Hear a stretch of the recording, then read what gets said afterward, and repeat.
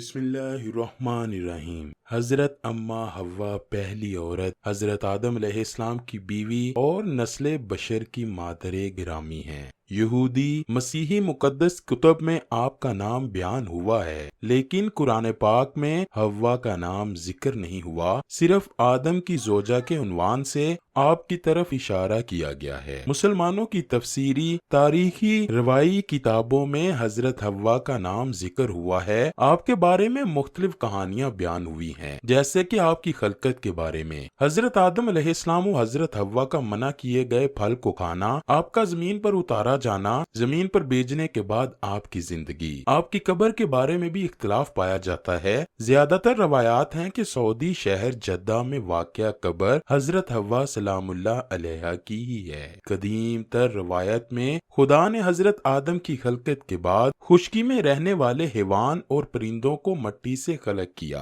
اور حضرت آدم نے ہر ایک کے لیے نام چنا، لیکن انہیں ان میں سے اپنے لیے کوئی مناسب دوست نہ ملا۔ اسی لیے اللہ پاک نے حضرت آدم علیہ السلام کو ایک لمبی نیند سلا دیا اور ان کی ایک پسلی کو منتخب کیا اور اسی سے عورت کی خلقت کی، پھر اس عورت کو حضرت آدم علیہ السلام کے لیے پیش کیا۔ حضرت آدم اور آپ کی زوجہ دونوں شرم کا احساس کیے بغیر جنت میں بغیر کپڑوں کے تھے۔ ابلیس نے عورت کو فریب دیا اور جس درخت کے پھل سے اللہ پاک نے آدم اور ان کی زوجہ کو منع کیا تھا اسے کھانے کی تشویق کی۔ حضرت حوا سلام اللہ علیہ نے اس پھل کو کھایا اور حضرت آدم کو بھی کھلایا، جس کے نتیجے میں دونوں کی آنکھیں کھلیں اور انہیں سمجھ آئی کہ ان کے جسم پر کپڑے نہیں، کیونکہ خدا نے حضرت آدم سے پوچھ گچھ کی تو حضرت آدم نے اپنی زوجہ سے پوچھا تو انہوں نے شیطان کو متہم کیا۔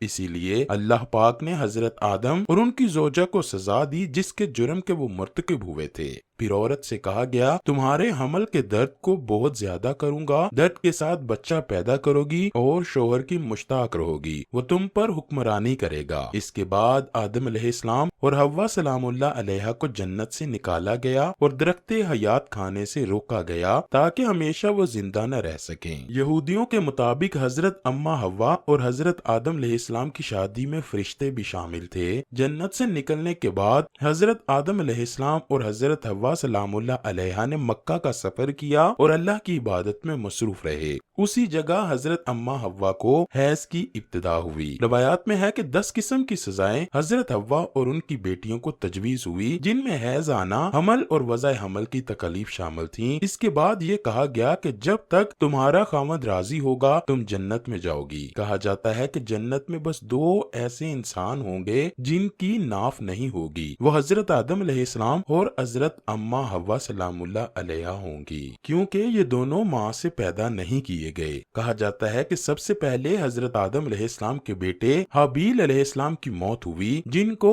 اس کے بھائی نے قتل کیا، پھر ایک کوے کے بتائے ہوئے طریقے سے اپنے بھائی کو مٹی میں دفن کیا۔ سورہ الاعراف میں اللہ پاک نے حضرت حوا کے حمل کے بارے میں بیان کیا ہے، وہ اللہ ہی ہے جس نے تمہیں ایک جان سے پیدا کیا، پھر اس کی جن سے اس کا جوڑا بنایا۔ اللہ تعالیٰ دنیا میں پیدا ہونے والی ہر چیز کا جوڑا پیدا فرمایا تاکہ وہ اپنے جوڑے کے پاس جا کر سکون حاصل کر سکے۔ جب حضرت آدم علیہ السلام نے حضرت حوا سلام اللہ علیہ کو ڈانپ لیا اور انہیں ایک خفیف یعنی ہلکا سا حمل رہ گیا، جب ان کا جسم بوجھل ہو گیا تو دونوں نے مل کر اللہ سے دعا کی، اے اللہ ہم کو ایک اچھا سا بیٹا عطا فرما، ہم تیرا شکر گزار ہوں گے۔ حضرت سعید بن جبیر رضی اللہ تعالی عنہ سے ایک روایت مروی ہے کہ حضرت حوا سلام اللہ علیہ کو جب پہلی بار حمل ٹھہرا تو آپ نے بوجھ محسوس کیا۔ یہ زمین پر آنے کے بعد پہلی بار تھا کہ آپ کا پیٹ یوں حمل کی وجہ سے باہر نکل رہا تھا، جس کا بوجھ اور تکلیف آپ سلام اللہ علیہ کو چلتے پھرتے ہونے لگی۔ ایک رات حضرت حوا سونے لگی تو ابلیس لبادہ بشریت میں حاضر ہوا۔ اس نے بی بی سے کہا کہ تمہارے پیٹ میں کیا ہے؟